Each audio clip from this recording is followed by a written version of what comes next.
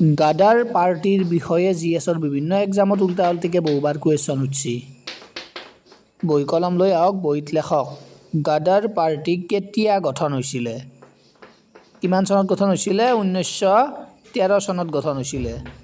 Headquarter ক'ত গাদাৰ পাৰ্টিৰ? USA, San Francisco. মনত ৰাখি থ'ব, সুধছি এক্সামত বহুবাৰ। কেইটা গঠন হৈছিল, হেডকোৱাৰ্টাৰ ক'ত আছিলে, ইম্পৰ্টেণ্ট।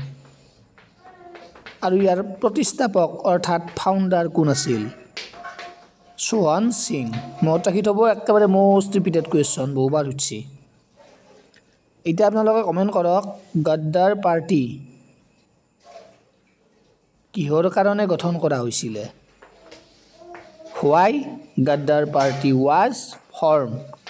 কমেণ্ট কৰক। আৰু এই গোটেইকেইটা পইণ্ট মনত ৰাখিব, ইম্পৰ্টেণ্ট, লিখি থৈ দিয়ক বহীত, পাছত ৰিভিজনত কামত আহিব। সোধে উল্টা উল্টিকে বহুবাৰ অলৰেডি এক্সামত সুধছি।